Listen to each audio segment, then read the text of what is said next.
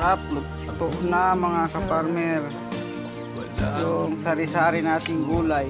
Yan, kamuting kahoy, talbos ng kalabasa, may okra, may kamuting kahoy, may peryulis.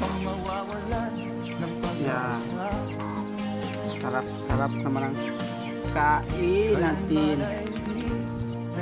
Gandang tanghali mga farmer, luto tayo ng gulay. Ngayon tanghali ulam natin talbos ng kalabasa at talbos ng balinghoy.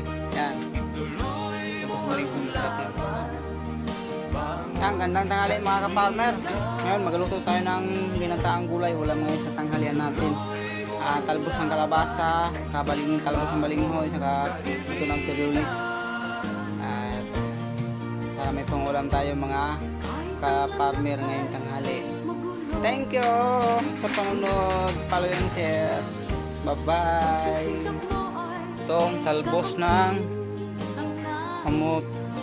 kamuting kahoy. Yan, sama natin sa gata. Yan, ang sarap niyan. Napakalasa niyan pag ginataan. Talbos ng balinghoy. Yan.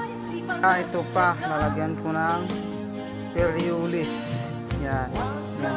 Sarap yung buto na yan. Ihimay natin isa. Kukunin lang natin yung buto. Napakasustansyang gulay ito mga ka-farmer. Mga ka-farmer, magluto tayo ng ginataang gulay na talbos ng kalabasa, talbos ng balinghoy, saka buto ng peryulis. Yan, gagataan natin. Ilagyan ko na nga po ito ng sibuyas, bawang, asin, at magic sarap. At mamaya lalagyan ko siya ng tanlad, pampabango. Yan, mga kaparmer.